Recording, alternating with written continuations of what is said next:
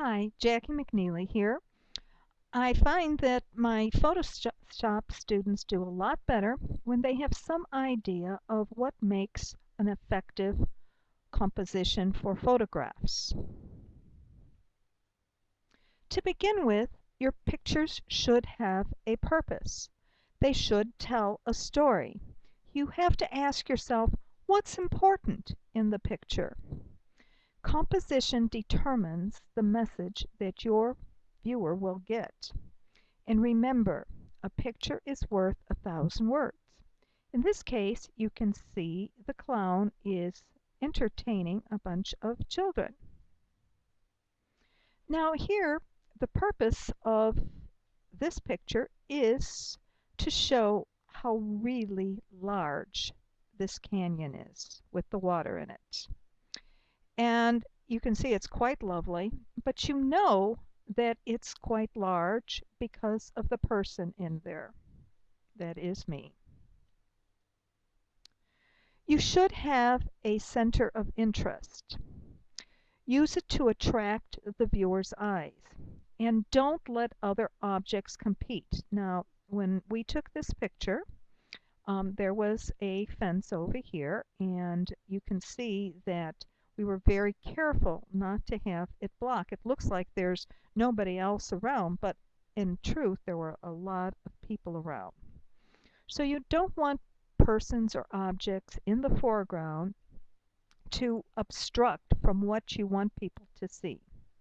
Always consider what is the main subject so it will be obvious to your viewer. Now, there is something called the rule of thirds. Centered objects are usually less interesting. Put the main subject off center. That would be here or here. Mentally divide your composition into thirds vertically and horizontally.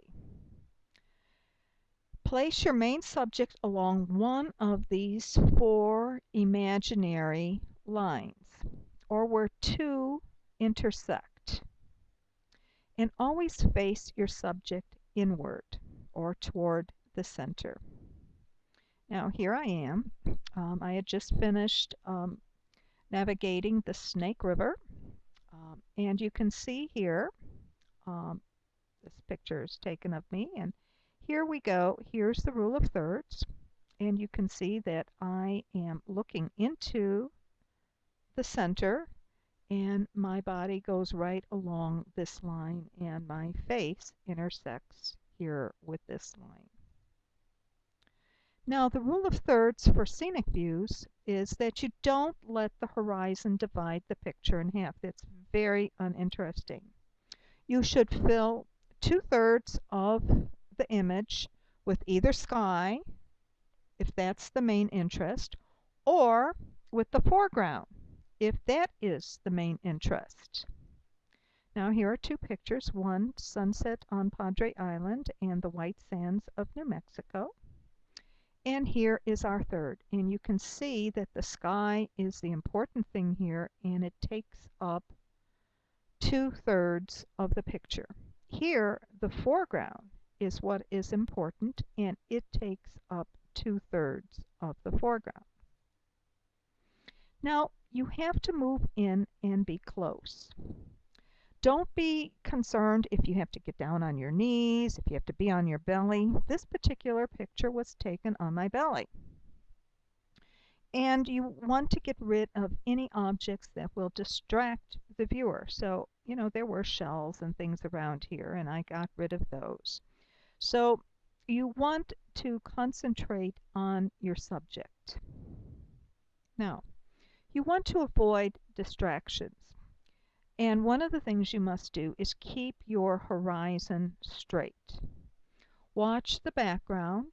Make sure that it's not cluttered or the foreground or too busy. Change your camera angle and avoid backgrounds that look like trees or poles growing out of people's heads. And watch for small distractions like pieces of paper or other litter. There was some litter over here which we picked up before we made this shot. Okay, now another way you can improve your pictures is by cropping. Now here's fly fishing on the Firehole River in Yellowstone. And you can see it's a very nice picture. It's nicely framed here. But when you zoom in, it becomes more dramatic. You can really see the fly fisherman. Now you want to create focus. Now here's a cinematographer that I made a website for, and he sent me this picture of himself, and you see he has all his equipment behind him. And you can see that I obscured the equipment and made him the focus while still showing that there was equipment to be had. Same here. You know, the sergeant is chewing out the recruit, and we want the sergeant to be the most dramatic part of this. So everything else is faded out while the sergeant becomes the main focus. So again, check out different angles. Alter lighting on your subject. Um, to change the background, you have to move around. You can kneel down, stand on tiptoes, and shoot down, shoot up. It'll give you different effects. Now, a good thing to use when making photographs is use roads and fences to lead the eye into the main interest of the. So here it is the smoke coming up here, and you see how the road just leads you in. Here on the Riverwalk in Texas, you've got the path moving you into the picture, and these lovely leaves here also bring you into the picture. Now you want to frame your subject. Framing is a wonderful technique, and you can use a lot of different things. You can use overhanging branches. In this case here, this happens to be Paris at Las Vegas.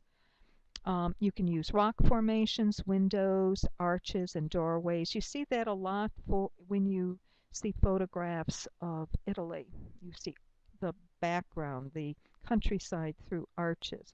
You can also use fences. Now, here is Jenny Lake in Wyoming, in Grand Teton National Park, and you can see how beautifully this tree and the rocks frame Grand Teton. And here you can see where this tree frames the Grand Canyon. Now, whether you shoot horizontally or vertically will change the way your picture looks. Here is Yellowstone Falls. And here it is shot exactly the same shot, but shot vertically. And you can see it does give a different effect. Now use size indicators. Here's the Hoover Dam. You won't be able to go on a tour of that anymore, but I was able to do that. And you really can't get the sense of the size of these generators until you have people next to the generators, and then you see how large they really are. And here again is another size indicator. Here I am in the Colorado, at the Kaybob Trail in the Grand Canyon, a quarter of the way down to the Colorado River, and you can see you really do get a sense of how large it is. The same here, cave and wall with the waterfall in Zion Park. You see having a person here makes a big difference. Now the S-curve is also a beautiful thing to use in your composition. Here the S is used to highlight the tabernacle in Idaho Falls. Here the S is used to show Achill Island in Ireland. Should also use some action. Here This is a very good picture showing action going down the Yangtze River in China, in here on the Snake River in Wyoming. Also, you can use different lenses to give different perspective. Here, a telephoto lens compresses the image, and distant objects look larger. Here, the wide-angle lens expands the image. Now use good timing. A golfer blasting out of a sand trap, is more interesting than a golfer putting. A child blowing out the candles on a birthday cake is more interesting than a child looking at the cake. So here we have the child looking at the cake here, and here he's just looking there. See, so he's getting ready to blow out the candles here. Now consider color. I happen to be in Washington, D.C., and got this picture of the Capitol building. And there were white, fleecy clouds up in the air with a vivid blue sky. And the foreground is dull, against a dull background. It is just beautiful, beautiful shot. So that's it. There is some homework to be done, so look at what you need to do, and there's a quiz. So goodbye now.